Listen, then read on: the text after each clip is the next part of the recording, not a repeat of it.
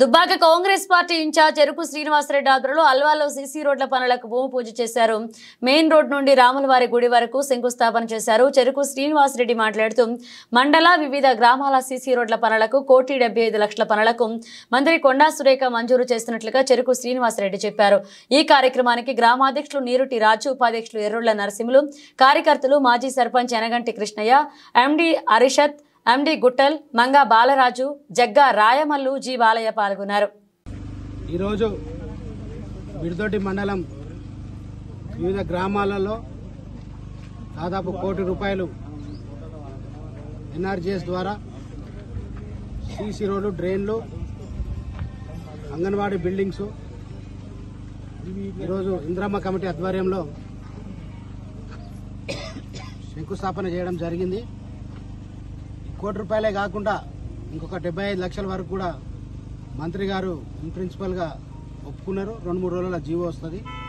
దాదాపు ₹1,75,00,000 కేవలం సీసీ రోడ్లకు, డ్రైన్లకు, కొన్ని అంగన్వాడీ బిల్డింగ్స్లకు కూడా ఇచ్చినందుకు గౌరవ మంత్రి కొండా సురేఖ గారికి, మరి అల్వాల మన మిర్దొడ్డి మండల ప్రజల తరఫున, కాంగ్రెస్ పార్టీ తరఫున వారికి ప్రత్యేక ధన్యవాదాలు. ఖచ్చితంగా గ్రామీణ ప్రాంతాలలో అభివృద్ధి కార్యక్రమాలు గతంలో ముత్తంరెడ్డి గారు చేసిన అభివృద్ధి కార్యక్రమాలు ఉన్నాయి. దాని తర్వాత 10 సంవత్సరాలు నిర్వీర్యం అయిపోయింది. ఇక్కడ అసలు అభివృద్ధి అనేది లేదు.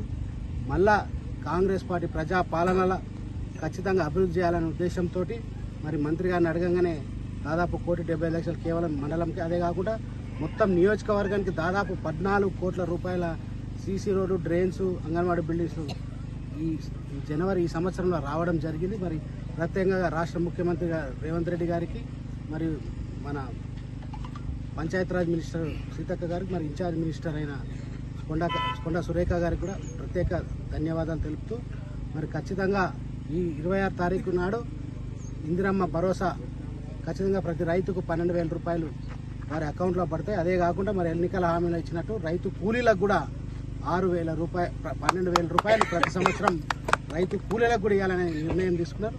వారికి కూడా ఆ రోజు వారికి అకౌంట్లో పడతాయి. మరి ఇందిరమ్మ ఇల్లు కూడా సర్వే జరుగుతుంది. త్వరలోనే ఇందిరమ్మ కమిటీ ద్వారా అవి శాంక్షన్ అయితే దాదాపు 3,500 ఇళ్ళు ఈ సంవత్సరం నిర్మాణం అవుతుంది. మరి ప్రతి సంవత్సరం 4 సంవత్సరాలలో గుడిసెలు లేని నియోజకవర్గాన్ని తీర్చిదిద్దడమే కాంగ్రెస్ పార్టీ లక్ష్యం. ఆ వైపుగా మేము పనిచేస్తాం. ఎవరైనా విమర్శించినా పట్టించుకోవాల్సిన అవసరం మాకు లేదు. ఖచ్చితంగా అభివృద్ధి చేసి దుబ్బాక నియోజకవర్గం గతంలో ఏ విధంగా అగ్రగామిగా ఉందో మళ్ళా నిలవచ్చే బాధ్యత కూడా కాంగ్రెస్ పార్టీ తీసుకుంటుంది. జై కాంగ్రెస్.